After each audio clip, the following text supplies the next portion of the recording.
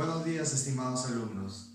En esta ocasión, el tema que vamos a desarrollar es el tema número 2, que corresponde al tema de geografía matemática.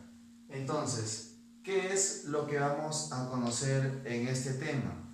En este tema vamos a poder reconocer la importancia de la matemática en la geografía, de qué manera ayuda esta ciencia en la consecución de los objetivos que plantea la geografía matemática.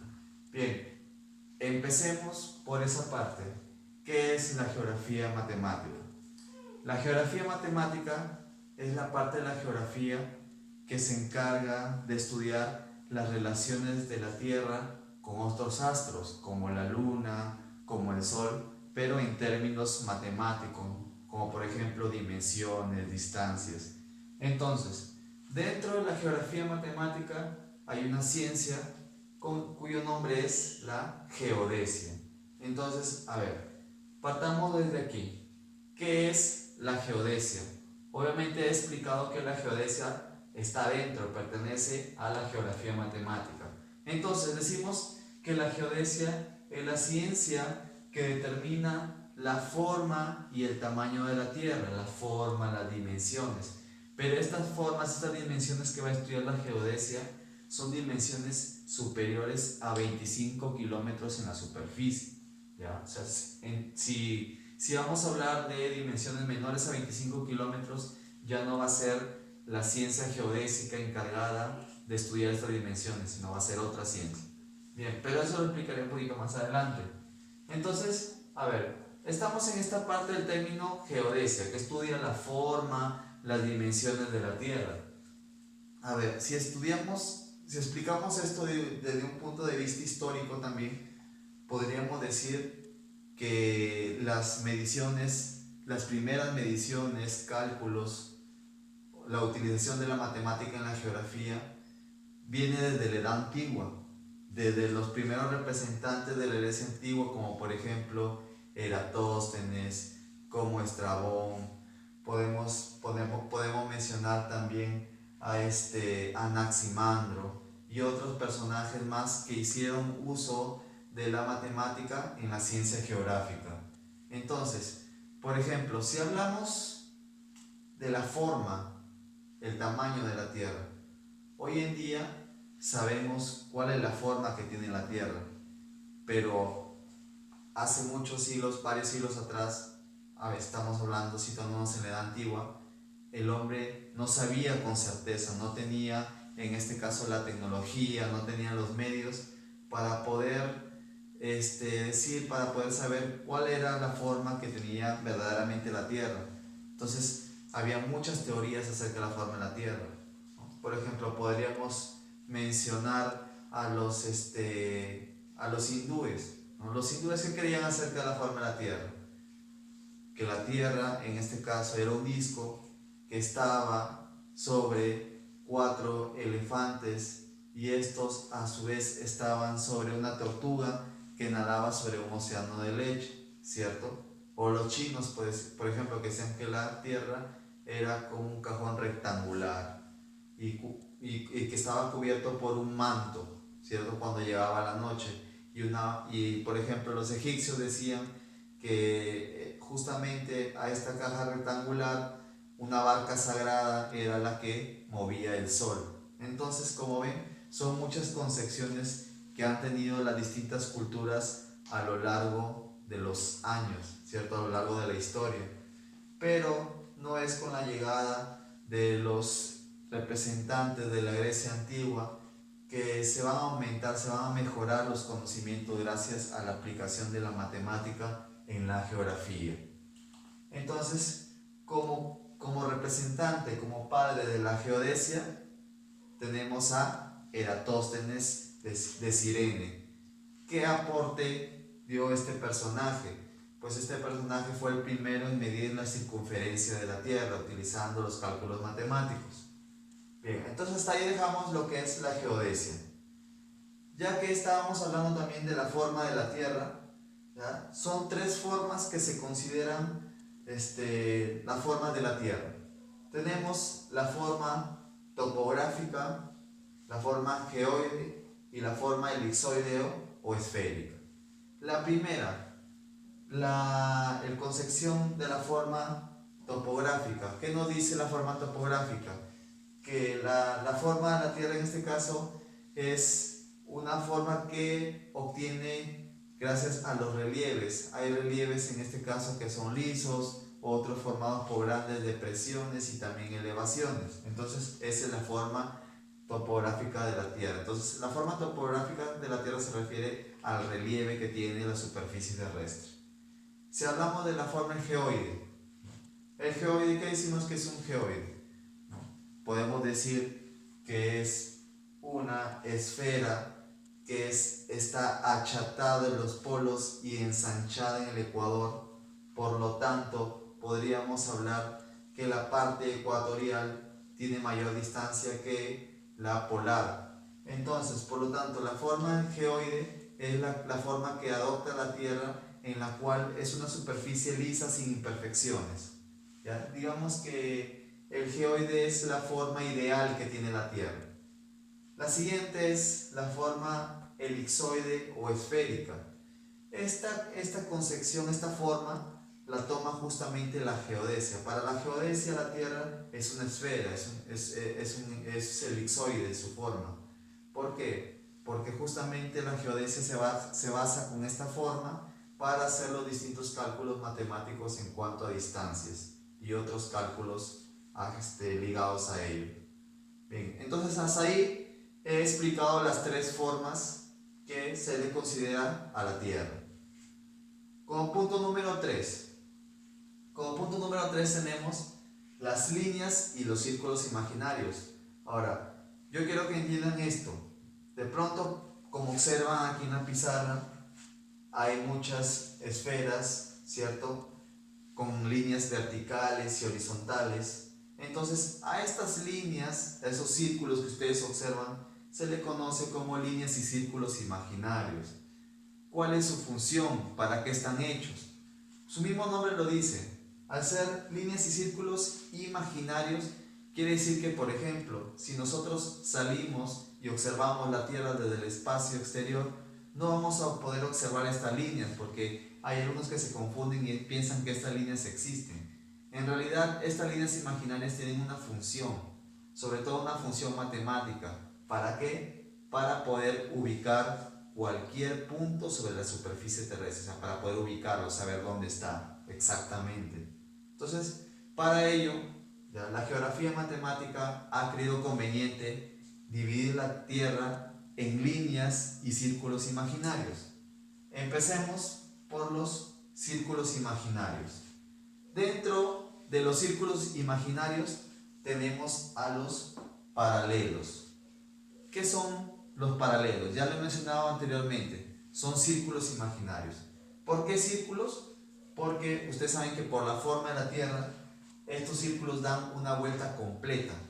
Por ejemplo, en este caso por aquí, dan una vuelta aquí por la parte de delante y la cara posterior de la Tierra vuelve a dar una vuelta. Entonces da una vuelta completa. Es un círculo. Muy bien, entonces partiendo de ahí, ¿qué son los paralelos? Son en este caso círculos que recorren la Tierra de manera transversal, o sea, de manera paralela. ¿Ya? Aquí tenemos los siguientes ejemplos de paralelos. ¿Cuáles son los paralelos más importantes? Para mencionarlos, tenemos el ecuador terrestre, o también llamado paralelo base, también llamado línea equinoccial, y también paralelo de 0 grados. ¿Ya? ¿Por qué de 0 grados? Porque los paralelos se miden de 0 grados a 90 grados. De 0 a 90 grados. ¿Y qué es lo que van a medir los paralelos? La latitud. ¿Ya? Eso más adelante, en lo que tiene que ver con las coordenadas geográficas, vamos a explicar más a fondo qué son los paralelos, qué son los meridianos. ¿Ya? Eso lo vamos a ver más adelante. A ver, tenemos la latitud. Los paralelos son los encargados de medir la latitud. En este caso, por este lado, el ecuador terrestre al ser el círculo más importante, el paralelo más importante, por eso se le llama paralelo base, el ecuador terrestre, que es esa línea negra que observan aquí, divide la Tierra en dos mitades iguales, dos mitades o también llamados hemisferios, ¿ya? Por lo tanto, el ecuador terrestre va a dividir en dos hemisferios. Todos estos nombres que ven aquí son como se le conoce, por ejemplo, el hemisferio norte. El hemisferio norte, o sea, la mitad para arriba, hacia el norte, se le conoce como hemisferio norte o boreal, hemisferio septentrional o hemisferio continental. Ahora, todos estos son sinónimos, norte, boreal, septentrional o continental. Pero de repente les llamará ¿no? un poco la atención por qué hemisferio continental. Se le llama hemisferio continental porque es en esta zona, ¿ya? En esta zona, en la zona norte, en el hemisferio norte, donde se concentra la mayor parte de la masa continental de la Tierra. O sea, está la mayor parte de los continentes. Mejor dicho, esta zona hay mayor cantidad de continentes que de océanos, a diferencia del hemisferio sur, ¿ya? Por eso también al hemisferio sur se le llama hemisferio oceánico. Entonces, al hemisferio sur también lo podemos encontrar con otros nombres. O sea, ojo que no le llamen la atención, porque a veces en las preguntas de exámenes de admisión, en otros libros, en alguna que otra información, no lo encontramos con el nombre de hemisferio norte o sur, lo encontramos con el nombre de boreal o austral, pero nos está diciendo lo mismo. Hemisferio boreal es lo mismo que el hemisferio norte, hemisferio austral es lo mismo que el hemisferio sur. Al hemisferio sur, como le venía diciendo, se le conoce como el hemisferio austral, como el hemisferio meridional o el hemisferio oceánico. Entonces, les decía que los paralelos miden la latitud de 0 a 90 grados. Del ecuador terrestre hacia el norte, todo esto van a medir, todos estos puntos que van a poder encontrar en el hemisferio norte miden la latitud norte. Y del ecuador terrestre hacia el sur, la latitud sur. Con este gráfico ya voy a explicarles cuáles son los paralelos más importantes que existen. Ya he mencionado el ecuador terrestre, ¿cierto? Que divide la Tierra en dos mitades iguales. Ahora, ¿por qué este valor que tiene que ver 0 grados? Porque ese es su valor que adquiere, porque está en la mitad, en el centro, 0 grados. De 0 a 90, como ven aquí. De 0 a 90 tanto en el polo norte, como de 0 a 90 tanto en el polo sur. Acuérdense, los paralelos miden la latitud y van de 0 a 90 grados, nada más. ¿Ya? Bien. Ahora, el ecuador terrestre no es el único paralelo importante que existe. También tenemos los trópicos. En este caso tenemos dos trópicos. En el hemisferio norte tenemos el trópico de Cáncer y en el hemisferio sur se ubica el trópico de Capricornio. Entonces, ¿por qué existen o qué diferenciación tienen, qué importancia tienen en la ubicación de los paralelos en la Tierra? Pues que los trópicos, ¿ya?, indican los límites de las zonas calientes con las zonas templadas. ¿Cómo así? Les explico lo siguiente. Debido a la forma que tiene la Tierra, que ya lo hemos estudiado, esférica, ¿cierto? Los rayos solares no caen con la misma intensidad sobre toda la superficie de la Tierra. Entonces, ¿dónde va a caer con mayor intensidad los rayos solares en la Tierra? Es en la parte ecuatorial. En esta zona, cerca al Ecuador, es donde van a caer los rayos con mayor intensidad. Por lo tanto, los países, los lugares que estén cerca al ecuador terrestre van a presentar climas cálidos, tórridos, calientes, ¿no? Entonces, ¿qué es lo que sucede cuando nos alejamos del ecuador terrestre, ya sea hacia el norte o hacia el sur? Les doy un ejemplo. ¿Qué es lo que pasa?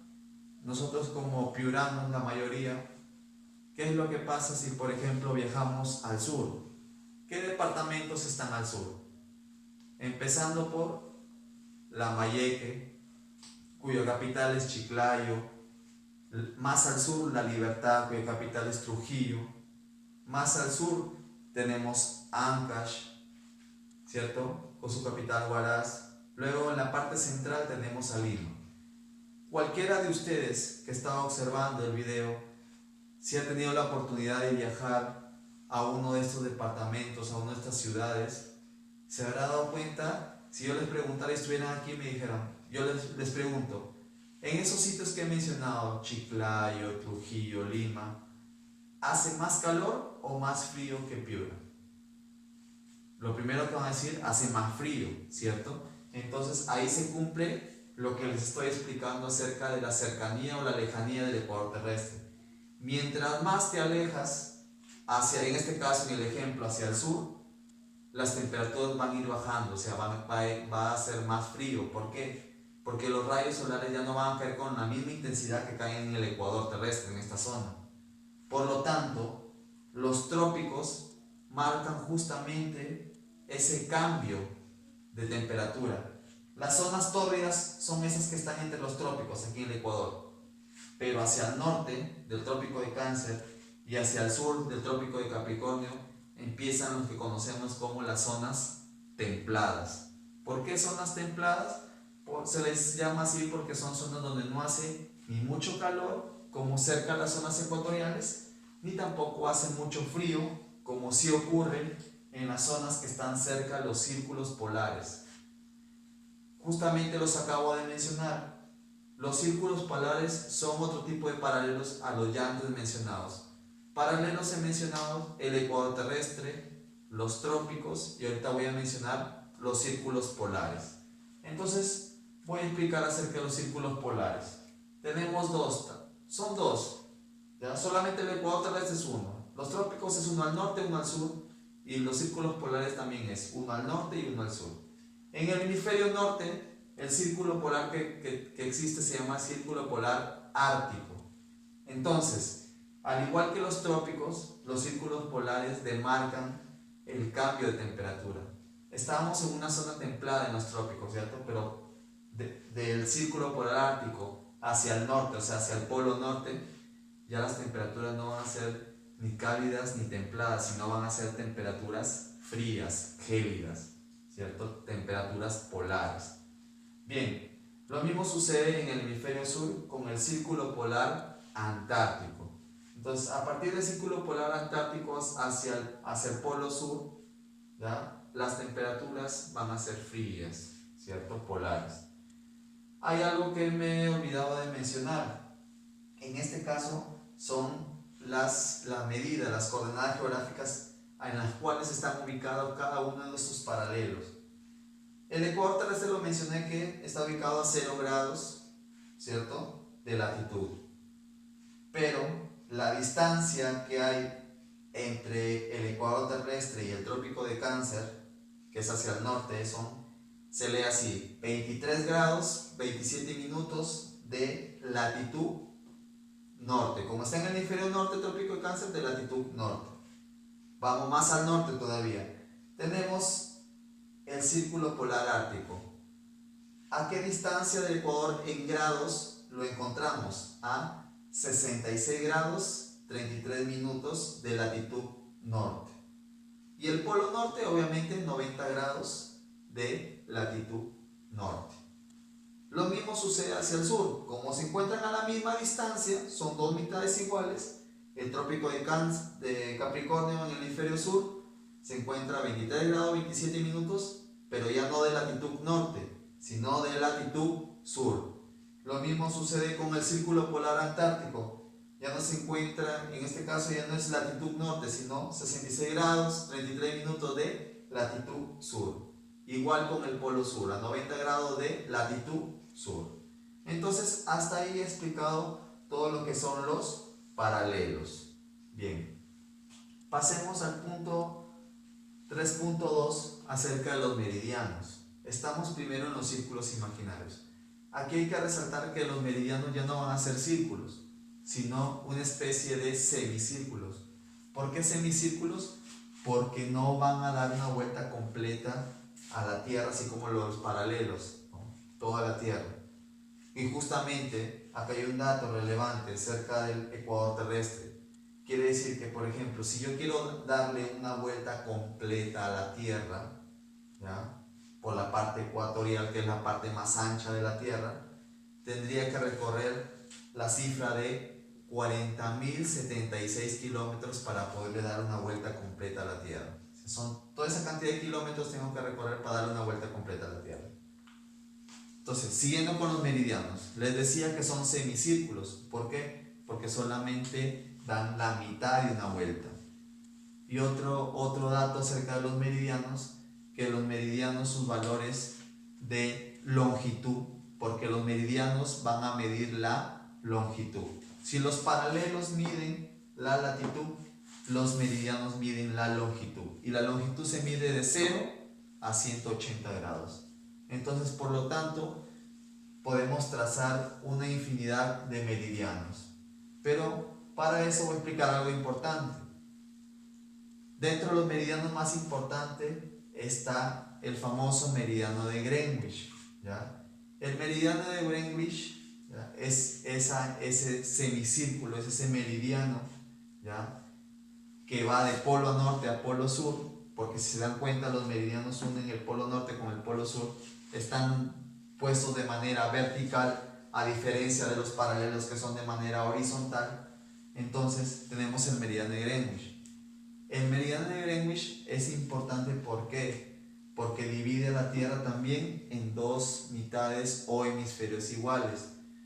En el caso del meridiano de Greenwich, divide la Tierra en dos hemisferios. ¿Cuáles son esos nombres que recibe? Por el lado izquierdo, ¿no?, del gráfico tenemos el hemisferio oeste y el otro hemisferio oeste. Hemisferio occidental, hemisferio oriental. El poniente o el levante. ¿Por qué le llaman así? Claro, a veces esto de norte, sur, este, oeste, muchas veces no lo tenemos claro. No sabemos ubicar cuál es el norte, el sur, el este o el este desde nuestra posición. De repente miran, profe, pero con una brújula o con el celular. Claro, sí. Teniendo a la mano ese tipo de instrumentos, de tecnología, lo podemos hacer. Pero hay una forma, por decirlo así, natural de hacer, observando los astros para poder ubicar los puntos cardinales. Yo les pregunto, ustedes desde su casa, cuando vean el video, yo les analicen esta pregunta: ¿por dónde sale el sol al amanecer? ¿Por qué dirección? Entonces mi pregunta va: ¿por dónde, por qué punto cardinal sale el sol? ¿Norte, sur, este, oeste?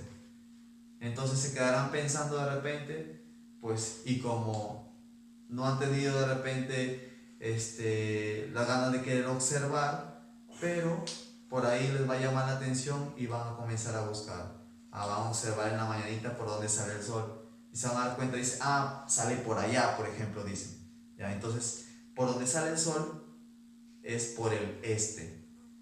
Y ustedes saben que durante toda la noche, bueno, toda la noche no, todo el día, el sol sigue un movimiento hasta que se oculta.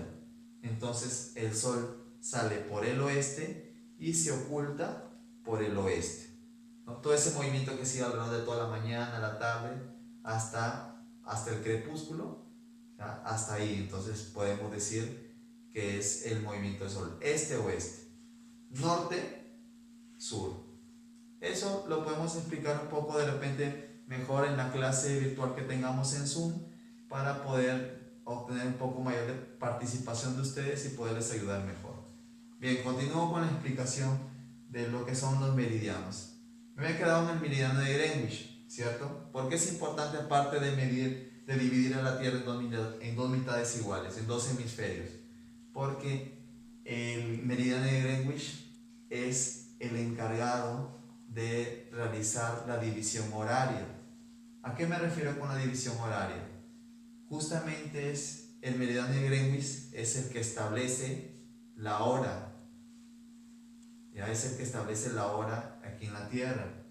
¿Cómo así? Ustedes saben que no es la misma hora ahorita en Perú que en Venezuela, que en España, que en Francia, que en Rusia, que en China. Los horarios son distintos. ¿Y ustedes saben a qué se debe eso? ¿Saben a qué se debe? ¿Por qué no tenemos todos los países la misma hora? Es debido al movimiento de rotación. Ese movimiento que realiza la Tierra sobre su propio eje. Y al girar sobre su propio eje, ¿ya? Porque lo que tienen que saber es aquí estudiar un poco más acerca de los movimientos que tiene la Tierra, movimiento de rotación, movimiento de traslación. Para esto ustedes deben saber que el Sol no gira alrededor de la Tierra, sino es la Tierra quien gira alrededor del Sol. Entonces, en ese movimiento aparente, en el caso del movimiento de rotación, ¿ya? Que parece que el Sol es el que se mueve cuando sale por el este y se oculta en el oeste, ¿ya? Cuando simplemente es debido al movimiento de rotación, que es como que se ve que se movía el Sol, pero en realidad no se mueve, ¿ya? Entonces, ese movimiento aparente de este a oeste es debido al movimiento de rotación. Por lo tanto, si aquí son, por ejemplo, las 6 de la mañana, ¿ya? España aproximadamente nos lleva 6 horas, 5 horas, entonces será el mediodía, por ejemplo, en España. Entonces, se van dando cuenta, conforme va avanzando hacia el este o hacia el oeste, justamente aquí vamos a ver si son más o menos horas que se quitan. Eso se calcula con ejercicios también matemáticos para poder calcular las horas en otros países. Consiste simplemente en sumar si es hacia el oeste o en restar si es hacia el este, ¿ya? Por ejemplo, eso se lo voy a explicar con este gráfico. ¿Por qué? Porque el otro meridiano importante, aparte del meridiano de Greenwich, es el llamado antimeridiano o meridiano de 180 grados. Ahora, ¿por qué? Ustedes observarán aquí, ¿por qué tiene esta forma así como que está desviado? Lo que pasa es que el meridiano de 180 grados pasa por el Océano Pacífico, que está entre el continente asiático y el continente americano. Y ustedes saben que en medio de ese océano hay muchas islas. Entonces, lo que hace el meridiano es tratar de evitar pasar por estas islas, ¿no? Entonces, ¿por qué he trazado estas flechas que dice gana o pierde? Gana un día, pierde un día. Aquí estamos. Este es el oeste, este. ¿Qué pasa, por ejemplo, en el oeste? A ver, vamos a decir, por ejemplo, aquí está en este momento de rotación de la Tierra, aquí está Asia, China, y acá está en América, a ver, Perú. Supongamos que vamos en un avión y el avión va a viajar de China, va a cruzar el Océano Pacífico y llegar a Sudamérica, Perú. Entonces tiene esta dirección de oeste a este. Si nosotros viajamos de oeste a este, ¿por qué decimos que ganamos un día? Claro, porque ustedes saben lo que les he explicado hace rato del movimiento de rotación. Entonces, ¿qué pasa? ¿Qué pasa vamos a decir, en el este? En el este aún es sábado y en el oeste es domingo. Entonces, como ven, el movimiento de rotación, ustedes pueden sacarlo aquí, pueden inferirlo. El movimiento es de este a oeste. Entonces vamos a decir lo siguiente. Si yo viajo de China hacia Perú, en China ya es domingo y en Perú todavía es sábado. O sea, eso quiere decir, es como que, tómenlo así, es como que si ganáramos unas horas, es como que si viajáramos un poquito en el tiempo. ¿Por qué? Porque mientras en América todavía es sábado, en China ya es domingo ya. Y es más, ya está por anochecer para el día siguiente. Pero ¿qué pasa si yo viajo de Perú, tomando el mismo ejemplo, de Perú hacia China? Voy a perder un día, ¿cierto? Porque mientras yo estoy en Perú es sábado y viajo hacia China, que ya es domingo, es como que me adelanté un día, me salté, ¿cierto? Ese solamente es un ejemplo para que lo pueden ver con otro tipo de ejemplos también. Bien, hasta ahí con los meridianos y el antimeridiano. Vamos a ver el punto 3, que son las líneas imaginarias, ¿ya? Entonces tenemos dos líneas imaginarias importantes, aunque cabe mencionar que la línea imaginaria más importante es la conocida, llamada como el eje terrestre, ¿ya? Y también tenemos los radios, pero la línea geodésica más importante es el eje terrestre. ¿Qué es el eje terrestre? El eje terrestre es esa línea, ¿ya?, que atraviesa los polos de sur a norte, de norte a sur. Entonces, con esto de la línea imaginaria, ¿qué les quiero explicar? Que la Tierra pues no es como que vemos aquí una esfera que está ahí recta y gira en esta posición, ¿no?, de manera vertical, sino que la Tierra está un poquito inclinada. Por eso es que señalo hacia acá este eje. Si ustedes han visto un globo terráqueo, se han dado cuenta que está inclinado, ¿cierto? En la parte de su polo norte y su polo sur es como que está un poquito echado. Ya justamente hace referencia a la inclinación que tiene la Tierra.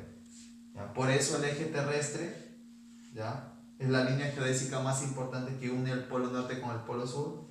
Por el polo norte, el eje terrestre señala a la estrella polar y por el sur a la constelación Cruz del Sur.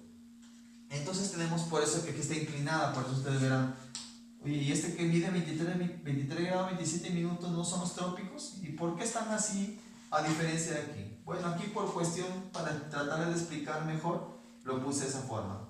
Pero la posición verdadera de la Tierra es inclinada. Por eso vemos aquí los trópicos así de manera inclinada y también los polos, ¿cierto? Entonces, he trazado una serie de líneas para que ustedes puedan observar los ángulos de inclinación que tiene la Tierra con respecto a otras líneas. Por ejemplo, esta línea azul dice plano de la eclíptica. El plano de la eclíptica es esa ruta que sigue la Tierra alrededor del Sol, es ese camino que sigue en su movimiento alrededor del Sol, que se llama ese movimiento de traslación. Entonces, con respecto a esa línea, ese camino que sigue la Tierra alrededor del Sol, ¿cuántos grados de inclinación tiene con respecto al eje terrestre? 63 grados 33 minutos. Es una pregunta de examen de admisión. Dice, ¿a cuántos grados de inclinación equivale el eje terrestre con respecto a la eclíptica? Pues la respuesta es 66 grados 33 minutos. Luego tenemos la inclinación del eje terrestre con respecto a la vertical. Es esta línea punteada azul que ven aquí, ya que esa sí está recta, en este caso vertical, por eso justamente se le llama así. Entonces, con respecto a la vertical, el eje terrestre está inclinado 23 grados 27 minutos. Entonces, hasta ahí le acabo de explicar qué es el eje terrestre, en este caso los grados de inclinación que tienen con respecto a otras líneas, y también mencionarles que la longitud que tiene en kilómetros el eje terrestre de polo a polo es 12.713 kilómetros. Por eso si la pregunta dice, ¿cuánto mide el eje terrestre? 12.713 kilómetros. Luego, pasamos a los radios. ¿Qué son los radios? En matemática se utiliza bastante esta palabra, radios. ¿Qué es un radio? Aunque los radios se utilizan en una circunferencia, ¿cierto? Pero como sabemos, la Tierra no es una circunferencia, sino es un geoide. En este caso, en un círculo, en matemática, ¿qué es un radio? Son las líneas que se trazan desde el centro de la circunferencia hacia cualquier punto de la circunferencia, cosa que podemos trazar una infinidad de radios desde el centro hacia cualquier parte de la superficie. ¿Y qué más nos dice? Que todos los radios miden lo mismo, miden igual, que es una circunferencia, es perfecto, pero la Tierra no es un círculo, no es una circunferencia. Por lo tanto, no va a medir el radio que va hacia los polos que el radio que va hacia el ecuador, ¿cierto? Entonces, por eso pero aunque la distancia es mínima, la hay. Por ejemplo, si les pregunto, ¿cuál va a ser mayor, el radio polar o el radio ecuatorial? Pues obviamente, si les estoy diciendo que la forma en la Tierra es más ensanchada en el ecuador, entonces va a ser más amplio el radio ecuatorial, que el radio polar. Por lo tanto, el radio polar mide desde el centro de la Tierra, ojo, estoy diciendo desde el centro, o sea, desde el núcleo, hacia la superficie en el polo norte, por ejemplo, voy a tener que recorrer una distancia de 6.356 kilómetros para llegar desde el centro de la Tierra hasta el polo norte. Pero a diferencia del radio ecuatorial, ¿ya?, la distancia va a ser un poco mayor, equivale a 6.378 kilómetros desde el centro de la Tierra hacia cualquier punto sobre el ecuador terrestre. Bien, hasta ahí acabo de explicar todo lo que tiene que ver con las líneas y círculos imaginarios. Para terminar, vamos con la última parte del tema de geografía matemática. En el punto número 4 tenemos lo que se conoce como red de coordenadas geográficas.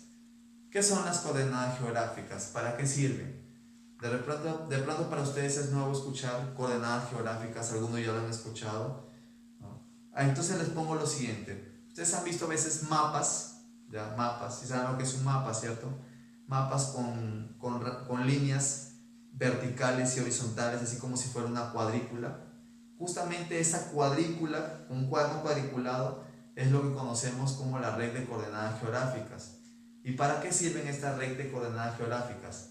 Para ubicar cualquier punto sobre la superficie terrestre. Es que ustedes saben que si se une, ya hemos estudiado que es un paralelo, que es un meridiano, si se une un paralelo con un meridiano, entonces van a formar un punto, ¿cierto? Entonces, al cruzarse un paralelo con un meridiano, me va a dar una coordenada geográfica, o sea, el punto exacto donde se ubica cualquier ciudad, cualquier país, cualquier cosa que yo quiero ubicar en la superficie terrestre. Pero para establecer la red de coordenadas geográficas necesito conocer estos tres elementos: la latitud, la longitud y la altitud. Entonces tenemos que la latitud, como lo hemos estudiado, la latitud se mide ¿de cuánto? De 0 a 90 grados. ¿Quién lo determina? Los paralelos. Entonces, por eso tenemos dos tipos de latitud. O tenemos latitud norte o latitud sur. Luego tenemos la longitud.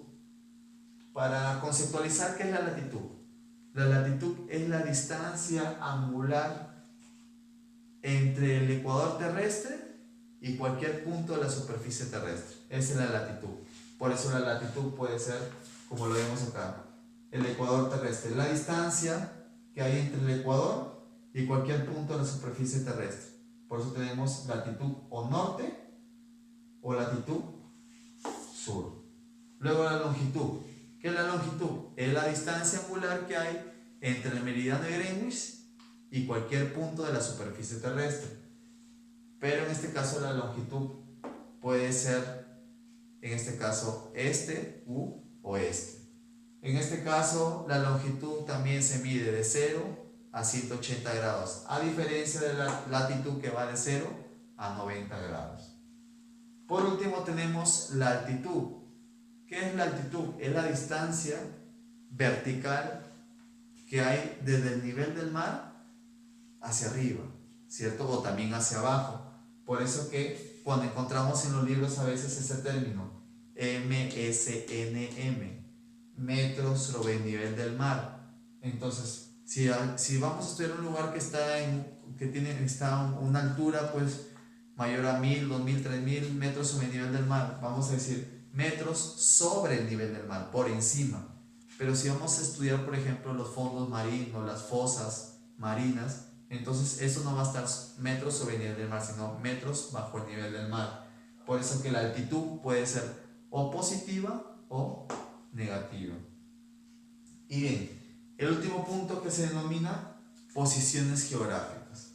¿Qué son las posiciones geográficas? Son los puntos en la superficie terrestre. Algunos se van a encontrar en el mismo paralelo, otros en el mismo meridiano y otros a ambos extremos de la Tierra. Empecemos por los periecos. ¿Qué son los periecos? Los periecos son puntos, ¿ya?, en la superficie terrestre, o sea, ubicaciones. Cuando digo puntos me refiero a ubicaciones. Son puntos en la superficie terrestre, pero que se encuentran en el mismo paralelo. O sea, por ejemplo, he dibujado por eso esta circunferencia con esta línea acá, esta línea paralela y dos puntos extremos. ¿Por qué? Porque estoy indicando los perihellos. Estos puntitos son los sitios ubicados. Si las dos ubicaciones se encuentran en el mismo paralelo, quiere decir que van a medir lo mismo. Es decir, cualquier punto dentro de este paralelo, que cruce por este paralelo, va a medir lo mismo, 23 grados. ¿Ya? Va a medir 23 grados. O lo mismo sucede con cualquier punto que esté ubicado en esta parte, va a medir 66 grados. Cualquier punto que atraviese el ecuador terrestre va a medir 0 grados de latitud. Entonces, ¿qué son los perihellos? Son los puntos ubicados en un mismo paralelo, o sea que tienen la misma latitud, pero que se encuentran en hemisferios distintos. En este caso, como este está en este extremo, este punto, esta ubicación está en el hemisferio oeste y este punto está en el hemisferio este. Entonces, ahí está, son perihellos. Puntos ubicados en un mismo paralelo, pero en diferentes hemisferios. Lo contrario sucede con los antecos también, que son también puntos en la superficie terrestre, pero que no se van a encontrar en el mismo paralelo como los perihellos, sino que se encuentran en el mismo meridiano. Por eso he dibujado esa línea vertical.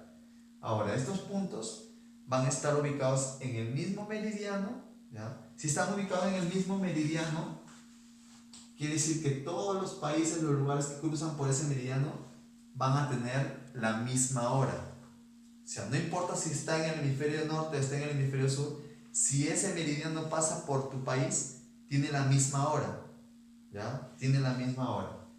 Bien, entonces, esos son los antecos. Puntos ubicados en un mismo meridiano, pero en hemisferios opuestos. En este caso, uno va a estar en el hemisferio norte y el otro en el hemisferio sur.